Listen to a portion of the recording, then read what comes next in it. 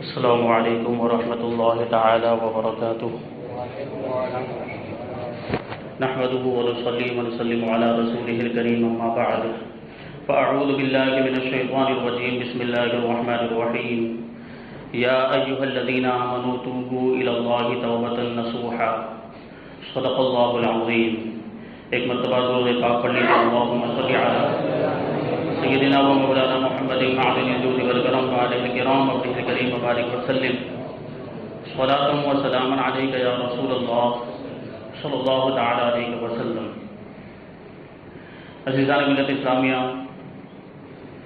یہ خبر چانکہ آپ تک پہنچ چکی ہوگی کہ محسن سورت مفسر قرآن حضرت علامہ و مولانا سید غازی ربانی علیہ رحمت و رضوان کا انتقال پرملال ہو چکا ہے۔ سورت والوں پر حضرت کے بڑے احسانات تھے، سورت والوں پر حضرت کی خاص توجہ رہا کرتی تھی، اور سورت میں حضرت کی خدمات 50 سالوں سے زیادہ پر محیط ہے۔ آج جو سورت میں سنیت کی بہاریں ہیں، اس میں حضرت کی خدمات کا بھی دخل ہے۔ رہتی دنیا تک سورت والے حضرت کو یاد کرتے رہیں گے۔ جب بھی سورت کی سنیت اور خانقاہ ربانیہ کا تذکرہ آئے گا تو ہم حضرت کو ضرور یاد کریں گے اور حضرت کا تذکرہ ہم ضرور کریں گے۔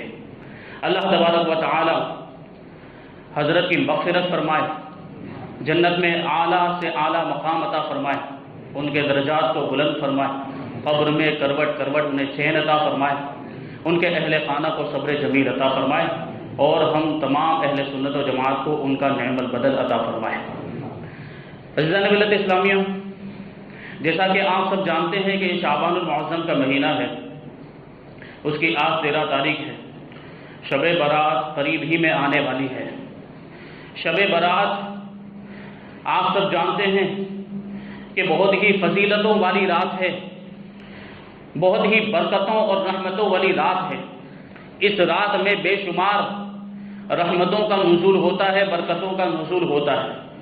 اللہ تبارک و تعالی اپنے بے شمار بندوں کی مغفرت فرماتا ہے، بے شمار بندوں کو جہنم سے آزادی کا پروانہ عطا فرماتا ہے۔ میں نے عرض کیا تھا کہ اس رات میں جو اللہ کی بارگاہ میں توبہ کرتا ہے، جو استغفار کرتا ہے، مغفرت طلب کرتا ہے، اللہ تبارک و تعالی اس کے گناہوں کو معاف فرما دیتا ہے۔ اس رات میں اللہ تبارک و تعالی قبیلہ بنو کلب کی بکریوں کے بالوں سے زیادہ اپنے بندوں کی مغفرت فرماتا ہے۔ قبیلہ بنو کلب عرب کے قبائل میں بہت بڑا قبیلہ تھا، اور اس قبیلے کے اندر بکریوں کی تعداد بہت زیادہ تھی۔ اللہ تبارک و تعالیٰ کے رسول ارشاد فرماتے ہیں کہ قبیلہ بنو کلب کی بکریاں ایک بکری نہیں بلکہ ساری بکریاں، اور بکریوں کے تعداد کے برابر نہیں بلکہ ان کے بالوں کی تعداد، اور ان کے بالوں کی تعداد کے برابر بھی نہیں بلکہ ان کے بالوں کی تعداد سے بھی زیادہ تعداد میں اللہ تعالیٰ مغفرت فرماتا ہے۔ ایک بکری کے بال کوئی گن سکتا ہے؟ نہیں گن سکتا۔ سینکڑوں ہزاروں کروڑوں بال ہوں گے، ایک بکری کے بال کوئی نہیں گن سکتا۔ ہزاروں کی تعداد میں قبیلہ بنو کلب کے اندر وہ بکریاں تھیں، ان بکریوں کے بالوں سے زیادہ اللہ تبارک و تعالی مغفرت فرماتا ہے، یعنی بے شمار تعداد میں، بے حساب تعداد میں اللہ تبارک و تعالی اس رات میں اپنے بندوں کے گناہوں کو بخش دیتا ہے۔ تو اب ہمیں کیا کرنا چاہیے؟ ہمیں کرنا یہ چاہیے کہ اس رات میں اللہ تبارک و تعالیٰ کی بارگاہ میں رونا چاہیے، گڑ گڑانا چاہیے، اپنے گناہوں کی معافی مانگنی چاہیے، استغفار کرنا چاہیے، مغفرت طلب کرنی چاہیے، پوری رات جو ہے اللہ تبارک و تعالیٰ کی عبادت میں گزارنی چاہیے، گناہوں سے بچنا چاہیے کہ جو اس رات اللہ کی بارگاہ میں جو کچھ بھی مانگے گا، اللہ کا وعدہ ہے کہ اللہ اسے عطا فرما دے گا۔ تو مانگ لو، گناہوں کی مغفرت مانگ لو، مانگ لو استغفار کے ذریعے سے بخشش مانگ لو، مانگ لو توبہ کے ذریعے سے گناہوں کی معافی مانگ لو، مانگ لو دنیاوی نعمتیں مانگ لو، مانگ لو آخرت کی نعمتیں مانگ لو۔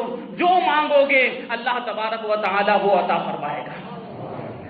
اس رات میں ہمیں مانگنا چاہیے کہ یہ مانگنے کی رات ہے، لیکن مانگنے کا بھی طریقہ ہونا چاہیے، مانگنے کا بھی ڈھنگ ہونا چاہیے۔ اس کا سلیقہ اور قرینہ ہونا چاہیے کہ اللہ کی بارگاہ میں جو مانگا جائے اللہ تبارک و تعالیٰ عطا فرماتا ہے، لیکن مانگنے کا ایک سلیقہ، ایک طریقہ اور ایک قرینہ ہوا کرتا ہے۔ کس طریقے سے اللہ تبارک و تعالیٰ مانگنے پر عطا فرماتا ہے؟ اگر اللہ کی بارگاہ میں جنت بھی مانگی جائے تو وہ اللہ جنت بھی عطا فرما دیتا ہے۔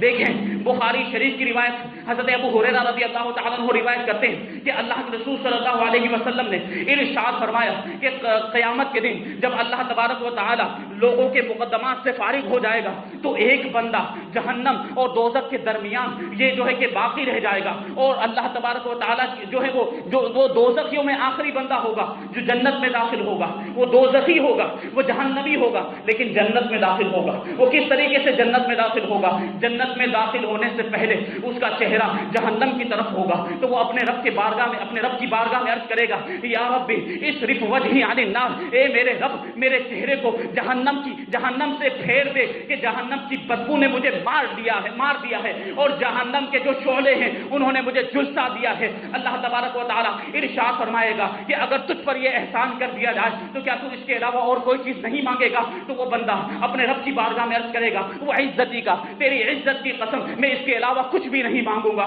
چنانچہ اس کا چہرہ جہنم سے پھیر کر جنت کی طرف کر دیا جائے گا تو وہ جنت کی تازگی اور جنت کی شادابی کو محسوس کرنے لگے گا۔ پھر جب تک اللہ تبارک و تعالیٰ چاہے گا وہ خاموش رہے گا، پھر اپنے رب کی بارگاہ میں عرض کرے گا، اے میرے رب مجھے جنت کے دروازے کے قریب کر دے، اے میرے رب مجھے جنت کے دروازے کے قریب کر دے۔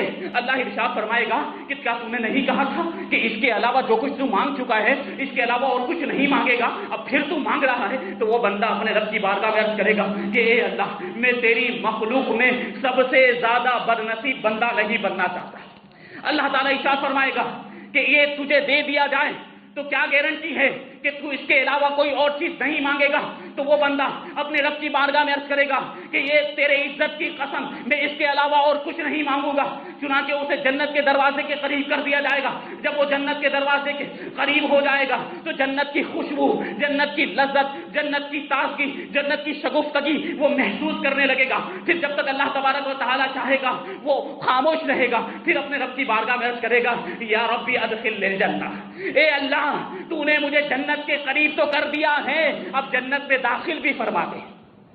تو اللہ تبارک و تعالیٰ ارشاد فرمائے گا کہ اے ابن آدم، اے انسان، تو کتنا وعدہ خلافی کرنے والا ہے، تو کس قدر وعدے کو توڑنے والا ہے۔ تو نے کہا تھا کہ جو کچھ تو مانگ چکا ہے اس کے علاوہ نہیں مانگے گا اور مانگ رہا ہے۔ تو وہ بندہ عرض کرے گا کہ اے میرے پروردگار تو مجھے اپنی مخلوق کے اندر سب سے بڑا محروم مت بنا، سب سے بڑا بدقسمت نہ بنا، سب سے بڑا بد نصیب نہ بنا۔ تو اللہ تبارک و تعالیٰ اسے جنت میں داخل ہونے کی اجازت عطا فرما دے گا، اسے جنت میں داخل ہونے کی اجازت عطا فرما دے گا اور ارشاد فرمائے گا مانگ، کیا مانگتا ہے؟ وہ اپنی خواہشات کا اظہار کرے گا یہاں تک کہ اس کی خواہشات پوری ہو جائیں گی۔ تو اللہ تبارک و تعالیٰ ارشاد فرمائے گا کہ جو کچھ تو نے مانگا ہے وہ تجھے عطا کیا جاتا ہے اور اس کے ساتھ اسی جیسا اور عطا کیا جاتا ہے، بلکہ جو کچھ تو نے مانگا ہے اس کا 10 گنا تجھے عطا کیا جاتا ہے۔ تو رب کی بارگاہ میں سلیقے سے مانگا جائے تو اللہ تبارک و تعالیٰ جنت بھی عطا فرما دیتا ہے۔ بس ضرورت ہے کہ اللہ کی بارگاہ میں اس کے آداب کو ملحوظ رکھتے ہوئے دعا کی جائے، رویا جائے، گڑ گڑائے جائیں، آنسو بہائے جائیں۔ آپ غور کریں، آپ اپنی ذات پر غور کریں کہ کیا کبھی خدا کے خوف سے روئے ہیں؟ خدا کے خوف سے رونے کی کیسی برکتیں ہیں۔ خدا کے خوف میں جو ایک آنسو نکلتا ہے اس کی قیمت آپ نہیں جانتے، بہت ہی بیش قیمتی وہ آنسو ہوتا ہے۔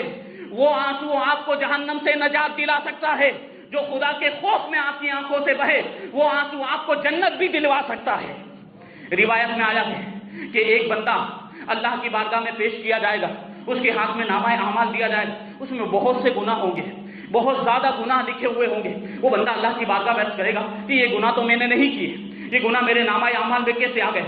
تو اللہ تبارک و تعالیٰ ارشاد فرمائے گا کہ تیرے نامہ اعمال میں جو گناہ ہیں ان پر میرے پاس بہت مضبوط گواہ ہے، میرے پاس مضبوط گواہ ہے۔ وہ بندہ ادھر ادھر دیکھے گا، دائیں بائیں دیکھے گا، اسے کوئی گواہ نظر نہیں آئیں گے۔ وہ رب کی بارگاہ میں عرض کرے گا کہ گواہ کہاں ہیں؟ تو اللہ تبارک و تعالیٰ اس کے اعضاء کو، اس کے باڈی پارٹس کو حکم دے گا کہ وہ گواہی دے۔ تو اس کے کان گواہی دیں گے کہ ہاں ہم نے حرام سنا تھا اور ہم اس پر گواہ ہیں۔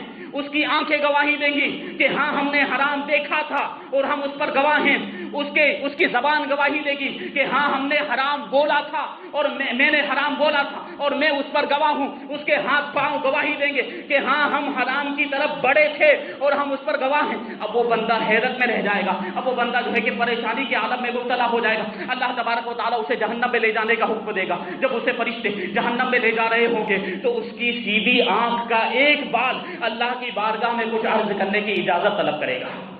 سیدھی آنکھ کا ایک بال اللہ کی بارگاہ میں کچھ عرض کرنے کی اجازت طلب کرے گا۔ اجازت ملنے کے بعد وہ اللہ کی بارگاہ میں عرض کرے گا، اے اللہ، اے پروردگار، کیا تو نے نہیں فرمایا تھا کہ جو میرا بندہ میرے خوف میں رونے کی وجہ سے میرے خوف میں بہنے والے آنسوؤں کے ذریعے سے اپنی آنکھ سے کسی بھی بال کو تر کرے گا میں اس کو بخش دوں گا۔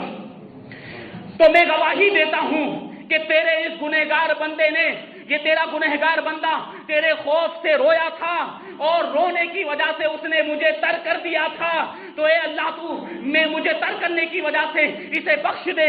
تو اللہ تبارک و تعالیٰ ارشاد فرمائے گا کہ ہم نے خوف خدا میں رونے کی وجہ سے اس بندے کے سارے گناہوں کو بخش دیا اور اسے جنت میں داخل ہونے کا پروانہ دے دیا جائے گا۔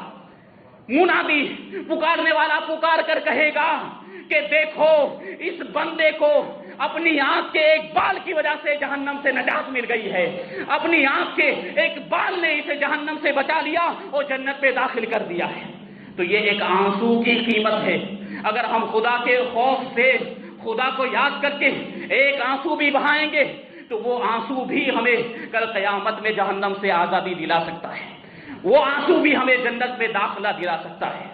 تو ہمیں چاہیے کہ ہم اللہ کی بارگاہ میں روئیں، گڑ گڑائیں، آنسو بہائیں، اپنے گناہوں کی معافی مانگیں۔ گناہوں کی معافی مانگنے کے لیے یہ موقع اللہ تعالیٰ نے ہمیں عطا فرمایا ہے، یہ شب برات عطا فرمائی ہے، رمضان کا مہینہ عطا فرمایا ہے کہ اس میں بندے اپنے رب کی بارگاہ میں توبہ کر کے اپنے گناہوں کی معافی حاصل کر سکتے ہیں، اس کی بارگاہ میں رو کر اور گڑ گڑا کر اپنے گناہوں کی مغفرت حاصل کر سکتے ہیں۔ توبہ یہ کیسی چیز ہے؟ اللہ تبارک و تعالیٰ توبہ کے ذریعے سے بندوں کے مرتبوں کو اور بلند و بالا فرما دیتا ہے۔ جب بندہ توبہ کر لیتا ہے تو اللہ تبارک و تعالیٰ اسے اپنا محبوب بنا لیتا ہے۔ ارشاد فرماتا ہے ان اللہ یحب التوابین، بے شک اللہ توبہ کرنے والوں کو پسند فرماتا ہے، توبہ کرنے والوں کو اپنا محبوب بنا لیتا ہے۔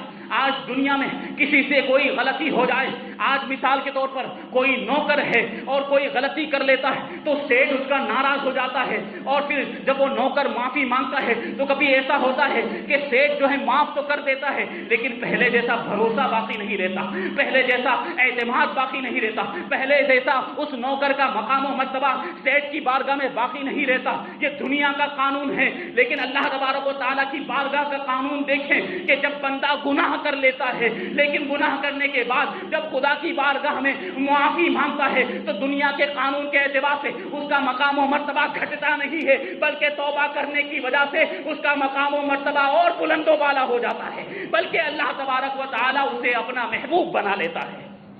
حضرت فضیل ابن عیاض رضی اللہ تعالیٰ عنہ جو غریب نواز کے سلسلے کے مشائخ میں سے ہیں، پہلے بہت بڑے ڈاکو تھے، ڈاکہ زنی کیا کرتے تھے۔ ان کی توبہ کا واقعہ اس طریقے سے ہے کہ آپ ڈاکہ زنی کیا کرتے تھے، آپ کے ساتھ دوسرے ڈاکو بھی آپ کے تحت کام کیا کرتے تھے، آپ تمام ڈاکوؤں کے سردار تھے۔ ایک مرتبہ رات میں جنگل کے اندر ایک قافلہ آ کر رکا تو آپ نے اس کو لوٹنے کا ارادہ کیا۔ قریب پہنچے تو اس میں ایک نوجوان رات کے وقت آیت کریمہ تلاوت کر رہا تھا، الم یأن للذین آمنوا ان تخشع قلوبهم لذکر اللہ، کہ کیا مومنوں کے لیے وقت نہیں آیا کہ ان کے دل اللہ کے ذکر سے خوف زدہ ہو جائیں؟ کیا مومنوں کے لیے وہ وقت نہیں آیا کہ ان کے دل اللہ کے ذکر کے سامنے جھک جائیں؟ حضرت فضیل ابن عیاض رضی اللہ تعالیٰ عنہ نے جیسے ہی یہ آیت کریمہ سنی ان کے دل پر بہت ہی گہرا اثر ہوا، ان کے دل پر بہت ہی گہرا اثر ہوا، دل کی کیفیت تبدیل ہو گئی۔ فوراً ڈاکہ زنی سے توبہ کر لی، تمام گناہوں سے توبہ کر لی، اپنے ساتھیوں کو بلایا اور بلانے کے بعد کہنے لگے کہ میں نے ڈاکہ زنی سے توبہ کر لی ہے، میں نے اپنے تمام گناہوں سے توبہ کر لی، اب تمہارا راستہ الگ اور میرا راستہ الگ، تم کو جو کرنا ہے وہ کرو۔ تو وہ جو ڈاکو تھے جو آپ کے ماتحت کام کرتے تھے وہ کہنے لگے آپ کی توبہ کی برکت دیکھیں، سب سے پہلی برکت یہ ظاہر ہوئی کہ وہ سارے ڈاکو کہنے لگے کہ آپ جو ہے ڈاکہ زنی کرنے میں ہمارے سردار تھے تو توبہ کرنے میں بھی ہمارے سردار ہیں، یعنی ہم بھی آپ کی اتباع میں توبہ کرتے ہیں اپنی تمام گناہوں سے، اور یہ ڈاکہ زنی سے توبہ کرتے ہیں۔ تمام لوگوں نے توبہ کر لی۔ اب حضرت فضیل ابن عیاض ارشاد فرماتے ہیں کہ ہم نے توبہ تو کر لی ہے، لیکن یہ جو مال ہم نے سب کا لوٹا ہے یہ سب مال ان کو واپس کرنا ہوگا اور سب سے معافی مانگنی ہوگی۔ پتا چلا کہ قریب میں ایک گاؤں ہے، وہاں پر ایک یہودی رہتا ہے جس کا قافلہ کبھی حضرت فضیل ابن عیاض اور ان کے ساتھیوں نے لوٹا تھا۔ تو اس گاؤں میں پہنچتے حضرت فضیل ابن عیاض اس یہودی کے گھر پہنچے تو وہ یہودی دیکھ کر گھبرا گیا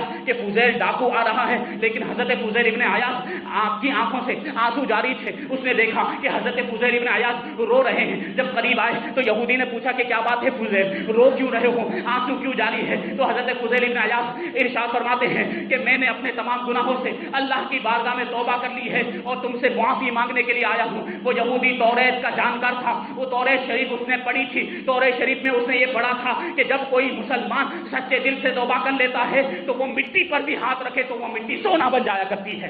اس نے یہ بات پڑھی تھی تو حضرت فضیل ابن عیاض سے کہنے لگا کہ ہم نے تو یہ جو ہے کہ ارادہ بنایا تھا کہ ہم نے تو یہ قسم کھائی تھی کہ ہم تم سے بدلہ لیں گے، لیکن تم معافی مانگنے کے لیے آئے ہو تو معاف کر دیں گے، لیکن معاف اسی وقت کریں گے جب تم ہمیں ہماری سونے کی اینٹیں لوٹا دو گے۔ تو حضرت فضیل ابن عیاض کہنے لگے کہ وہ اینٹیں جو سونے کی اینٹیں ہم نے لوٹی تھی وہ اینٹیں تو ختم ہو گئی ہیں، وہ اینٹیں تو ہمارے پاس موجود نہیں، ہمارے پاس کچھ بھی موجود نہیں ہے۔ تو وہ یہودی کہنے لگا کہ جنگل میں جاؤ اور مٹی کی اینٹیں بنا کر لاؤ، وہ سونے کی اینٹیں سمجھ کر میں رکھ لوں گا، سونے کی اینٹیں سمجھ کر رکھ لوں گا۔ اب حضرت فضیل ابن عیاض اور آپ کے ساتھی جنگل میں گئے، مٹی کو پانی میں گوندا، اینٹیں بنائی اور اسے سوکھنے کے لیے رکھ دیا۔ جب سوکھ کر تیار ہو گئی تو اسے بوری میں بھرا، بوری میں بھرنے کے بعد یہودی کے پاس لا کر اس کے حوالے کر دیا۔ اب یہودی نے اس بوری کو کھولا تو کیا دیکھتا ہے کہ اس میں مٹی کی اینٹیں نہیں تھی بلکہ سونے کی اینٹیں تھیں، مٹی کی اینٹیں نہیں تھی بلکہ سونے کی اینٹیں تھیں۔ اب حضرت فضیل ابن عیاض اور آپ کے سارے ساتھی جو تھے وہ حیران و پریشان کہ یہ مٹی کی اینٹیں، ہم نے مٹی کو گوندا اور ہم نے مٹی سے اینٹیں تیار کی، اسے سکھایا، سکھانے کے بعد بوری میں ہم نے بھرا اور ہم ہی اسے یہاں تک لے کر آئے ہیں۔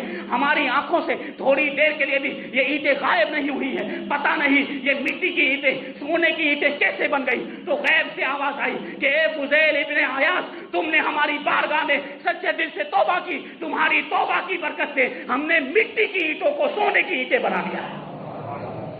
حضرت فضیل ابن عیاض اللہ کی بارگاہ میں رونے لگے، روتے رہے، اپنے رب کے فضل و کرم کو یاد کرتے رہے، اور آپ کی توبہ کی برکت یہ دوسری ظاہر ہوئی کہ وہ یہودی بھی آپ کے ہاتھ پر توبہ کر کے مسلمان ہو گیا۔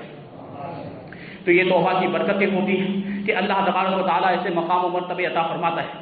حضرت بشر حافی رضی اللہ تعالیٰ عنہ کا واقعہ سنا ہوگا کہ بشر حافی رضی اللہ تعالیٰ عنہ شراب کا کارخانہ چلاتے تھے، شراب بناتے تھے، شراب پیتے بھی تھے اور شراب سپلائی بھی کرتے تھے۔ ایک مرتبہ آپ اپنے شراب کے کارخانے سے اپنے گھر تشریف لے جا رہے تھے کہ کیا دیکھتے ہیں کہ راستے میں ایک کاغذ کا ٹکڑا پڑا ہوا ہے اور اس پر بسم اللہ الرحمن الرحیم لکھا ہوا ہے۔ حضرت بشر حافی رضی اللہ تعالیٰ عنہ نے اس کاغذ کے ٹکڑے کو اٹھایا، اسے چوما، اس پر عطر لگایا، خوشبو لگائی اور ایک بلند مقام پر حفاظت کے ساتھ رکھ دیا۔ اللہ تبارک و تعالیٰ کو حضرت بشر حافی کی یہ ادا پسند آ گئی، ان کی دل کی دنیا تبدیل فرما دی۔ حضرت بشر حافی رضی اللہ تعالیٰ عنہ جب اپنے مکان سے اپنے کارخانے تشریف لے گئے، اپنی آرام گاہ میں سوئے تو بشارتیں شروع ہو گئی۔ اللہ تبارک و تعالیٰ نے اپنے ایک مرد درویش کو حکم دیا کہ بشر کے پاس جاؤ اور اسے ہمارا سلام کہو اور اسے یہ پیغام پہنچا دو کہ وہ ہونٹ جن ہونٹوں نے ہمارے نام کو چوما ہے، اب ان ہونٹوں اور ان منہ سے ہم ناپاک شراب پینے نہیں دیں گے۔ ہم ناپاک شراب پینے نہیں دیں گے۔ وہ قاصد، وہ درویش اب جو ہے حضرت بشر حافی رضی اللہ تعالیٰ عنہ کے کارخانے کے دروازے پر پہنچا، دستک دی اور آواز لگائی کہ بشر حافی کے لیے اللہ کا سلام آیا ہے اور اللہ نے بشر حافی کے لیے پیغام بھیجا ہے۔ حضرت بشر حافی رضی اللہ تعالیٰ عنہ دروازے پر آتے ہیں، قاصد سے ملاقات کرتے ہیں۔ قاصد کہتا ہے کہ اللہ نے تم کو سلام کہا ہے اور تمہارے لیے یہ پیغام بھیجا ہے کہ جن ہونٹوں نے اللہ کے نام کو چوما ہے، اللہ تبارک و تعالیٰ ان ہونٹوں سے ناپاک شراب کو لگنے نہیں دے گا، اب ان ہونٹوں سے ناپاک شراب کو پینے نہیں دے گا۔ حضرت بشر حافی کی کیفیت تبدیل ہو جاتی ہے، وجد کی کیفیت طاری ہو جاتی ہے اور وہ یہ کہتے رہتے ہیں کہ کیا ہی خوش نصیبی ہے کہ مجھے اللہ کا سلام آیا ہے، مجھے اللہ نے سلام بھیجا ہے، میرے رب نے سلام بھیجا ہے۔ ننگے پاؤں جنگل کی طرف روانہ ہو جاتے ہیں، اللہ کی بارگاہ میں شراب نوشی سے توبہ کرتے ہیں اور ایسی توبہ کرتے ہیں کہ اللہ تبارک و تعالی آپ کو ولایت کا درجہ عطا فرما دیتا ہے۔ یہ بشر حافی رضی اللہ تعالیٰ، حافی کا مطلب ہوتا ہے ننگے پاؤں، جو جوتے نہ پہنے ہو، جو چپل نہ پہنے ہو۔ اس کی دو وجہ بتائی جاتی ہے۔ ایک وجہ حضرت بشر حافی ارشاد فرماتے ہیں کہ چونکہ میں نے جس وقت توبہ کی تھی اس وقت میں نے جوتے نہیں پہنے تھے، اس لیے میں نے یہ اس بات کو پسند کیا کہ ہمیشہ ننگے پاؤں رہوں۔ دوسری وجہ یہ بیان کرتے ہیں کہ یہ زمین اللہ تبارک و تعالیٰ کا بچھایا ہوا فرش ہے اور شاہی فرش پر جوتے پہن کر چلنا یہ ادب کے خلاف ہے، اس لیے حضرت بشر حافی رضی اللہ تعالیٰ کو ننگے پاؤں زمین پر چلا کرتے تھے اور یہ ادب اللہ تبارک و تعالیٰ کو ان کا اتنا پسند آیا تھا کہ اللہ تبارک و تعالیٰ نے جہاں حضرت بشر حافی رضی اللہ تعالیٰ عنہ رہا کرتے تھے وہاں کے چرند پرند، بیل، گائے اور تمام جانوروں کو حکم دے دیا تھا کہ خبردار اس جگہ پر پیشاب پاخانہ مت کرنا جہاں میرا بشر رہتا ہے، تاکہ میرے بشر کے پاؤں گندے نہ ہو جائیں۔ یہ فضیلت ہے توبہ کی۔ اگر کوئی بندہ سچے دل سے اللہ کی بارگاہ میں توبہ کرتا ہے تو اللہ تبارک و تعالیٰ اسے ایسے مقام و مرتبے عطا فرماتا ہے۔ حضرت خواجہ حبیب عجمی رضی اللہ تعالیٰ عنہ بہت بڑے اللہ کے نیک بندے اور بزرگ بندے ہوئے ہیں۔ وہ پہلے جو ہے کہ بیاج خور ہوا کرتے تھے، سود خور ہوا کرتے تھے۔ کوئی دن ایسا نہیں گزرتا تھا کہ آپ سود نہ لیتے ہوں، ہفتے وصول کیا کرتے تھے، قسطیں وصول کیا کرتے تھے اور آپ کے گھر میں جو چولہا جلتا تھا وہ ان ہفتوں ہی سے جلا کرتا تھا۔ بیاج کے جو روپے پیسے آتے تھے اسی کے ذریعے سے جلا کرتا تھا۔ آپ جب کسی کے گھر میں ہفتہ لینے کے لیے جاتے اور وہاں پر روپے پیسے نہیں ہوتے، مال نہیں ہوتا، تو جو کچھ کھانے کے لیے بنا ہوتا تھا وہی لے کر کے آ جایا کرتے تھے۔ ایک مرتبہ ایک گھر میں پہنچے تو وہاں پر کوئی مرد نہیں تھا، ایک لیڈیز، ایک عورت موجود تھی اور اس سے جو ہے کہ آپ نے ہفتہ طلب کیا کہ لاؤ بیاج کا ہفتہ لاؤ۔ اس نے کہا کہ ہمارے گھر میں کچھ بھی نہیں کہ تمہیں دیا جائے۔ تو حضرت یہ خواجہ حبیب عجمی نے کہا کہ کھانے کے لیے کچھ ہے؟ تو اس نے کہا کہ ہاں سری پائے رکھے ہوئے ہیں۔ تو حضرت خواجہ حبیب عجمی کہتے ہیں کہ لاؤ وہی سری پائے دے دو۔ سری پائے لے لیے اور سری پائے لینے کے بعد اپنے گھر آئے، اپنی بیوی کو دیتے ہوئے کہا کہ لو اسے چولہے پر چڑھا دو، اسے پکاؤ۔ آپ کی بیوی نے کہا کہ خدا کا خوف کرو کہ لوگوں کی کھانے کی چیزیں بھی تم لے کر آ جاتے ہو۔ حضرت خواجہ حبیب عجمی کہتے ہیں نہیں اسے پکاؤ۔ اسے جو ہے کہ ہانڈی میں ڈال کر آپ کی بیوی چولہے پر چڑھا دیتی ہے۔ تھوڑی دیر کے بعد جب ہانڈی کو کھول کر دیکھتی ہیں تو کیا دیکھتی ہیں کہ وہ سری پائے خون بن چکے ہیں۔ اب آپ کی بیوی حضرت خواجہ حبیب عجمی سے کہتی ہیں کہ خدا کا خوف کیجئے کہ آپ لوگوں کا خون چوستے ہیں، یہ بیاج خوری کر کے، یہ سود کھا کر آپ لوگوں کا خون چوس رہے ہیں اور لوگوں کا خون چوس کر ہمیں بھی کھلا رہے ہیں۔ یہ حرام کمائی ہے، حرام کمائی سے آپ توبہ کیجئے۔ جب خواجہ حبیب عجمی نے ان سری پایوں کو خون میں تبدیل ہوتا ہوا دیکھا تو آپ کے دل پہ چوٹ لگی، توبہ کرنے کا ارادہ کیا کہ اب میں کبھی بھی یہ سود خوری نہیں کروں گا، یہ بیاج خوری نہیں کروں گا۔ اب توبہ کرنے کے لیے کسی نیک بندے کی تلاش میں نکلے۔ یہ حضرت خواجہ حسن بصری رضی اللہ تعالیٰ عنہ کا زمانہ تھا۔ حضرت خواجہ حسن بصری کی بارگاہ کے لیے روانہ ہو گئے۔ راستے میں جا رہے تھے تو راستے میں کچھ بچے کھیل رہے تھے اور انہوں نے جب حضرت خواجہ حبیب عجمی کو دیکھا تو دیکھتے ہی کہنے لگے کہ سائڈ پہ ہو جاؤ، ہٹ جاؤ، حبیب بیاج خور آ رہا ہے، کہیں اس کا سایہ ہم پر نہ پڑ جائے کہ اس کے سائے کی وجہ سے ہم پر بھی عذاب آ جائے۔ تو اور زیادہ چوٹ لگی اور زیادہ تکلیف ہوئی اور زیادہ دل زخمی ہوا۔ حضرت خواجہ حسن بصری رضی اللہ تعالیٰ عنہ کی بارگاہ میں پہنچتے عرض کرتے ہیں کہ مجھ سے بہت بڑا گناہ ہو گیا، آپ مجھے جو ہے کہ توبہ کروا دیجئے۔ حضرت خواجہ حسن بصری رضی اللہ تعالیٰ عنہ ارشاد فرماتے ہیں کہ جتنا بھی بیاج لیا ہے سب مالکوں کو ڈھونڈ کر واپس کرنا ہوگا، تب تمہاری توبہ قبول ہوگی۔ تو حضرت خواجہ حبیب عجمی کہتے ہیں کہ میں سب مالکوں کو ڈھونڈ کر سارا مال جو ہے بیاج کا واپس کر دوں گا اور اس کے علاوہ جو کچھ بھی میرے پاس ہے سب اللہ کی راہ میں خرچ کر دوں گا۔ حضرت خواجہ حسن بصری نے توبہ کرائی. جب وہاں سے واپس ہوئے تو وہی بچے کھیل رہے تھے. اب وہ بچے کہنے لگے کہ سائڈ پر ہو جاؤ, ہٹ جاؤ, حبیب اللہ کا ولی آ رہا ہے, حبیب اللہ کا ولی آ رہا ہے. یہ دیکھیں, یہی حبیب اعجمی ہیں. جب پہلے گزرے تھے تو انہی بچوں نے کہا تھا حبیب بیا چھوڑ آ رہا ہے, ہٹ جاؤ کہ کہیں اس کا سایہ ہم پر نہ پڑ جائے. وہ حبیب اعجمی کے سائے سے بھی بھاگ رہے تھے, لیکن جب توبہ کرنے کے بعد واپس آئے تو وہی بچے کہہ رہے ہیں کہ سائڈ پہ ہٹ جاؤ, حبیب اللہ کا ولی آ رہا ہے, کہ کہیں اس کی شان میں کوئی بے ادبی نہ ہو جائے, کہیں اس کی شان میں کوئی گستاخی نہ ہو جائے اور اس کی وجہ سے ہم پر کوئی عذاب نہ ہو جائے. حضرت حبیب اعجمی رضی اللہ تعالیٰ عنہ اللہ کی بارگاہ میں ہاتھ اٹھاتے ہیں اور عرض کرتے ہیں, یا اللہ کہ تو نے میری توبہ کو قبول فرمایا اور اپنے بندوں کے اندر میرا ایسا چرچا کر دیا کہ یہ بچے بھی میرے مرتبے کو جانتے ہیں. یہ دیکھیں, توبہ کر لینے کی وجہ سے اللہ تبارک و تعالی کیسے مقام و مرتبے عطا فرماتا ہے کہ معمولی بندہ ہوتا ہے, اس کے گناہوں کو معاف کرنے کے بعد اللہ تبارک و تعالی اس کے مقام و مرتبوں کو ایسے بلند کرتا ہے کہ اسے ولایت کا درجہ بھی عطا فرما دیتا ہے. واقعات کا سلسلہ ہے, انشاءاللہ پھر کبھی موقع ملا تو بیان کیا جائے گا. اللہ تبارک و تعالیٰ کی بارگاہ میں دعا ہے کہ ہمیں شب برات کی قدر کرنے کی توفیق عطا فرمائے اور اس مبارک رات میں اپنے گناہوں سے معافی مانگنے کی توفیق عطا فرمائے, اپنی بارگاہ میں رونے گڑ گڑانے کی توفیق عطا فرمائے اور ہمارے گناہوں کو معاف فرمائے.